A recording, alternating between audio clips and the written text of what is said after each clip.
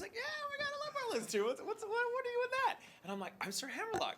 And he's like, do the voice. Like, he didn't believe me. And, like, he had, like, my passport in one hand and, like, the stamp in the other going, do the voice. And so I'm, like, in the middle of all these people. And I'm like, hello, Volavont Hunter, blah, blah, blah, blah, Bonaparte. And he just kind of goes, welcome to Canada. Get the fuck out of here. It was awesome. So, yeah. It's so great. So, Besides, I love Hammerlock. Jeff Smith commenting and stuff. Anyway. All right.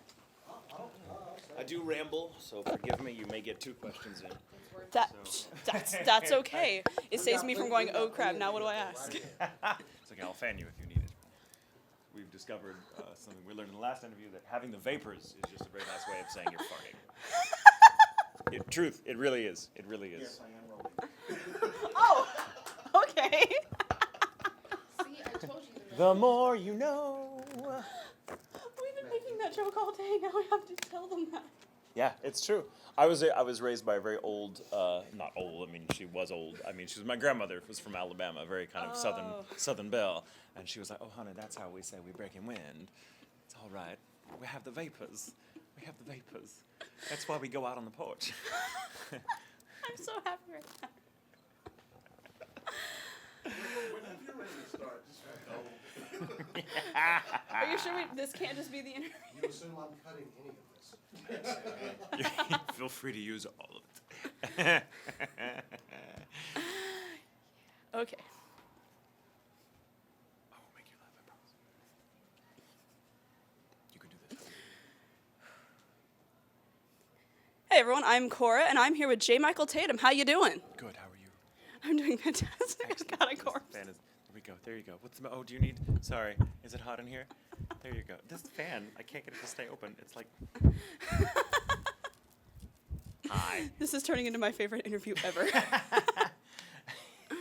So how are you enjoying the Econ so far? Good, having a good time. It's a home con for me, so it's kind of cool to be home and to realize, like, oh, I can just go down the street to my favorite restaurant if I want or whatever. And it's also cool to see a lot of, it's funny, I have a lot, obviously I'm home, so I have a lot of friends here that I don't see until I come to Econ, because I feel like this is the only weekend I'm ever actually home. So, kind of nice, kind of nice. Awesome, awesome. Now, I noticed that you were in Ouran Host Club, which is one of my favorite animes ever. Mine too. Are you excited that they're going to be making season 2? They're going to be making a season 2? Why does everyone surprised when I say that? This is the first I've heard of it. Oh my God, so they're going to make a season 2? Really? Really? Really? Something had been announced about it, yeah. Oh wow. I mean, that's pretty cool. Is it like season 2, like, is it like just like next year, or is it like they're in college, or? I think it's the continuation from the manga. It didn't really have like anything else in there other than, hey, season 2 is going to be happening, so look for that. But it was a Japanese website, so who knows when we'll get it. I'm very protective of that show, and I'm a believer that it's good to know, it's good to stop when you're ahead. Like, it's good to stop while you enjoy it. So, I mean, as long as they're earnest and they're genuine about the show, then I'm all for it. But it's, I don't know, I really loved I loved Ouran as in the anime as it was so wonderfully that I didn't mind so much that there didn't seem to be anything more coming of it, because I thought it was so perfectly self-contained. Mm-hmm. So, I mean, they certainly have their work cut out for them trying to make season 2 as wonderful as the first season, but I'm on board. Yeah. As long as they follow the manga, kind of like what they did with the anime, they're going to be fine, because it's just a pure joyous thing right there. That is a great show. I love that. I've actually gone back and rewatched that show dozens of times since doing it, which has been like, what, my God, almost 7 years ago now. Something like that. It's been a while. It was more than half my career ago. And so but I've gone back and watched it every year, and Caitlin Glass, the show's director, and Haruhi does the same thing. I feel like, in fact, boys and girls, if you in a mirror at night after midnight, if you just say Ouran 3 times, Caitlin Glass will appear behind you in the mirror and give you commoner coffee. Fact, true story. I mean, that's just how devoted she was to the whole show. But I watched that show, and anyone who watches it a lot and who like watched it when you were very young and who it really spoke to, go back and watch it again, because it's one of those rare gems that grows with you with each subsequent viewing. Like, there's more about it kind of reveals itself to you the more mature you get, the more sensitive you get to what the original creators were trying to do, because there's so many subversive ideas in the show that are all the more subversive for being completely understated. You know, they don't make a big deal about Haruhi not really caring what gender she's taken as. You know, the twins and their relationship and everything else. There's so much going on that is so real and so very complicated that we in the West don't really know how to deal with all the time, because we don't really have a vocabulary in the mainstream to sort of deal with such concepts. But really, really good writing can deal with it. And I feel like that show did great justice to a lot of very, very interesting and challenging ideas. And the more you go back and watch that show, the more you find them and go, wow, beneath all the zaniness and the colorful things, there's a lot of feels and there's a lot of interesting questions being asked of us as a society. And I love it. It's kind of like, it's like a nest of vipers dipped in chocolate. That's a very accurate statement. So, guys, go watch Ouran when this is over. Like, wait till this is all over, and then go watch it, and you won't regret it. Just saying. Just saying. Or if you do regret it, I don't want to know you, so. Pretty much. Now, you mentioned that this was almost half your career ago. What's something that you've done, because you've been doing this so long, that you would... So long. When I was a child, I grew up listening to you. To me, it's been 10 years. I've been doing this for almost exactly 10 years now, and which is interesting to me because those 10 years have flown by. But because I'm also at that point in my life where time just kind of telescopes, so 10 years is like, what has it been 10 years? Because it feels like a month. So it's funny when people like yourself are like, oh, I listened to you when I was a child. I'm like, you're still a kid. What are you talking about? Sorry, I totally derailed your question. Continue, that please. is fine. What is a role that you had the absolute most fun with, that you just find yourself like, slipping into that voice whenever? Oh, that's a good question. There's a lot of fun ones. I was kind of touching on this point a little while ago in an earlier interview, where they were asking me, like, do I prefer doing the dramatic characters or the comedic characters? And I said, I don't know that I have a preference, but they each have their own challenges. And the one thing I've learned about doing both is that the comedic characters tend to be a lot harder than the dramatic characters, largely because, as my hero Bill Murray once said, people in their day-to-day life tend to be a lot closer to tears than they are to laughter, so it's simply harder to make them laugh. And it also...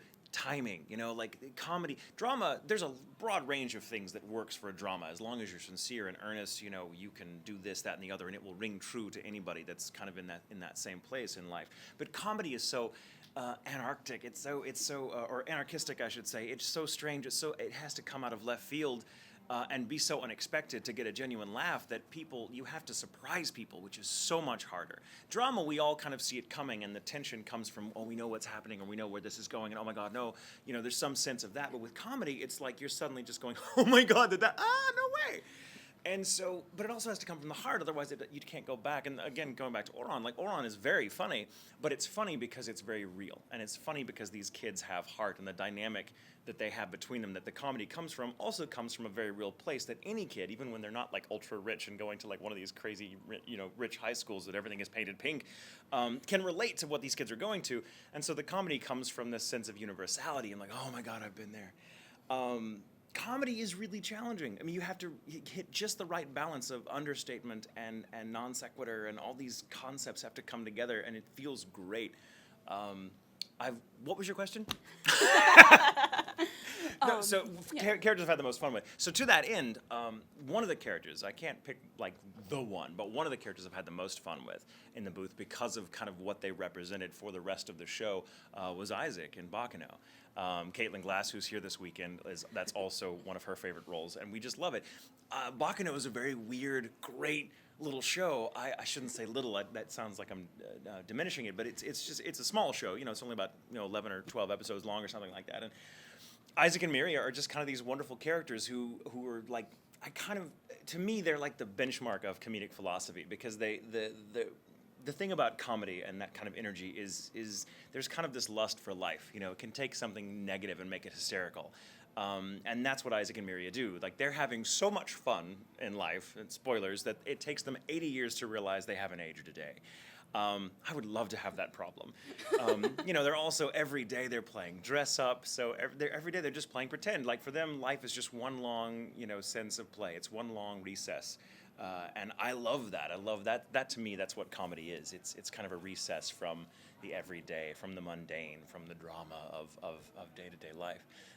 And Isaac was just fun. And I fall into that voice all the time. Whenever I'm being ridiculous, when I'm being like the lampshade wearer at a party, that's usually the voice that comes out. And if Caitlin's there, she'll usually be like, amazing! So, yeah, yeah. Definitely Isaac and Miria from Baccano are two of my favorite characters ever. Do you ever get asked, because I know you have a lot of fun voices, do you ever get asked at cons, oh, do this voice, Oh, and all does the it, time. and does it ever, like, bother you? Yes and no. I mean, it's kind of expected. I mean, when someone comes up to you and says, "Oh, my, do this voice," it's flattering because you assume they like it. They're not like, "Oh, do that thing I hate." No one asks you to do that.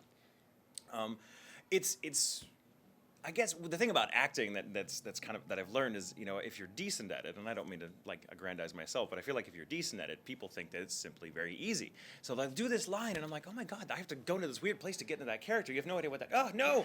And they just figure you can kind of switch it on and off, and sometimes you can if the character happens to be very close to how you see yourself. But a lot of times that's not the case. I'm very little like any of my characters except for maybe a small handful. Most of them are not like me at all. Though there's something of me in them, I have to dig to kind of get to that place to give a genuine line. So sometimes, when someone asks, I feel very flattered because apparently I've made the character look very real enough that they think it's easy. But other times it kind of makes me feel like dance monkey dance, yes, you're my plaything, do this now. And I'm like, who the hell are you? And so it depends on the mood I'm in sometimes. I love it. I love it and I hate it when they ask me to improvise a scene between characters, especially when it's like, can you do this voice over here and then this voice over here? Like, I frequently get asked, what would happen if, say, Franz and Sebastian and Isaac and Okabe and Inaru, like characters that could not sound more distinct from one another, and they want me to like have them in a room talking, and I'm like, do you have any idea like how I have to? That's like trying to jump into a rolling car holding sacks of groceries. So I'm like, I'm not that good, people. I'm not that good. I need some preparation time. I need prep time between the characters. Right, before right. the characters. Let me record this for a few weeks and get back to you. Exactly. Now, you mentioned that, you have a small handful of characters that are a lot like you. Which one do you think is the closest one to you? The closest one to me, there are three that I've played that I feel are the closest. In no particular order, Ray from Free. I honestly feel like between the fact that he wears glasses and is a little fey and is kind of the mother hen, not so much the mother hen, I guess Mako is more the mother hen, but he's definitely the anxious, like, what are you doing, one of the group. That's his dynamic, is to kind of be that, but we can't, but that's, and he's very obsessed with beauty, and he's very, whatever. And the fact that, like, he's kind of, and the fact that his butterfly stroke is his thing, which was my thing when I was in swim team. I'm not kidding you. I did Really? butterfly stroke. And his totem animal's a penguin, which I also love penguins. I almost feel like with Ray, it's like the Japanese were daring me not to play him when it came over here. They're like, oh, Tatum, do this. And I'm like, but I can't.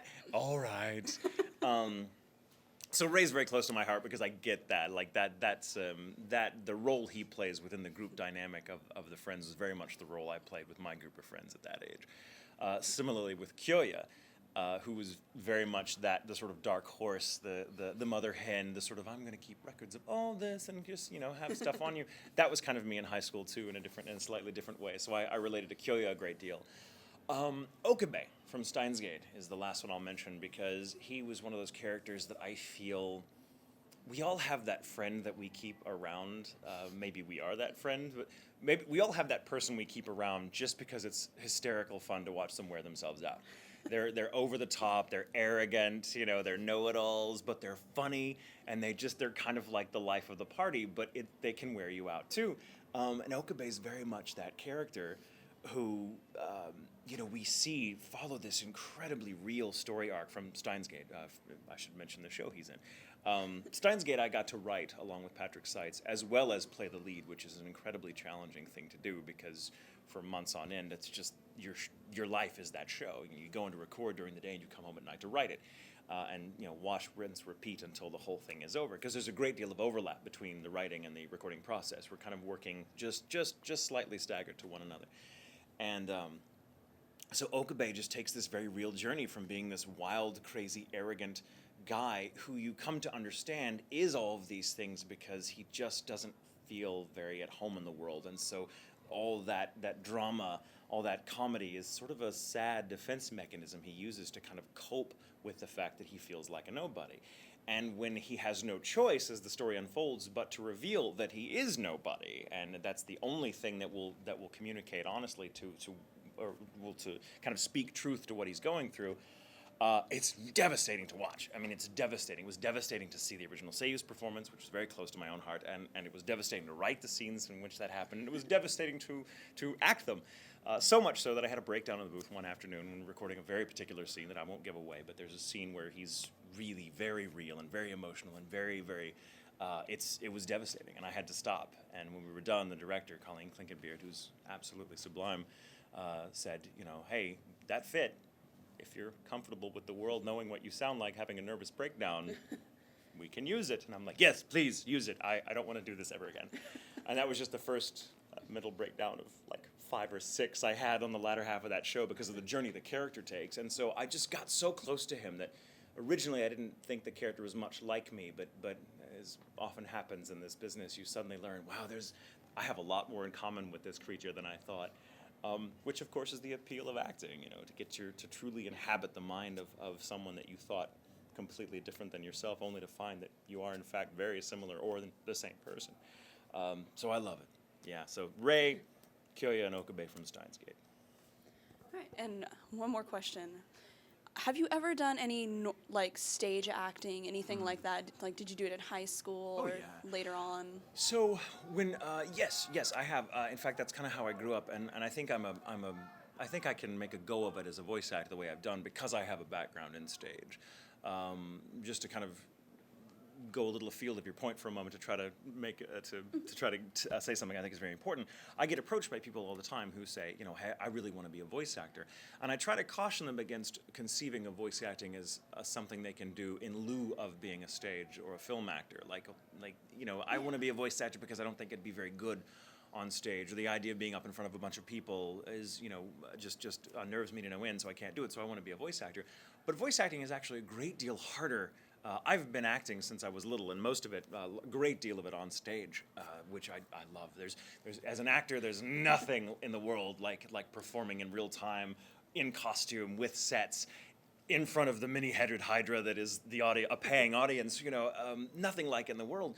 But when you're in the booth, a recording booth, just trying to bring a character to life using only your voice, it's incredibly difficult. You have nothing to rely on but this and this. So it's a little like, you don't have the costumes, you don't have the sets, you don't even have the other actors to play off of. You're doing all of this independently, so you have to really, really intensely dig and use your imagination to sort of make this real for you and for the audience in a way. So it's kind of like, compared to other types of acting, which I feel you need under your belt in order to be able to do voice acting, it's a little like being asked to build a house using only a hammer. And so I found that, I found the stage when I was a kid because I had a very severe speech impediment and studied for years to overcome it, and found that if I could read from a script or commit something to memory and say it, that I could speak more or less fine. And so if I could sort of get myself into the skin of another character and forget myself for a little while, my stutter tended to disappear. So I found the stage that way. And so drama has always been very important to me because it literally gave me a voice. And I'm so glad that I had the stage experience that I did, because I don't think I'd be able to do voice acting without it. And I don't think anyone really can. I mean, it's a craft. It's something that is actually a lot harder than most of us make it look. It's really, really difficult. And so people need to go, and if they want to be voice actors, I urge them to go and study, get on stage, because that's the foundational core of the craft. And it's absolutely necessary. The operative word is acting. Yeah. Right. Thank you so much for talking with us today. Thank you so much. This has been delightful. This has been so much fun. Do we have to end the interview? Can we just stay here? We can stay here all day. I'll just fan you like this. There you go. Okay. Yeah. There's a true fan right here. You can't see which one I'm pointing to. I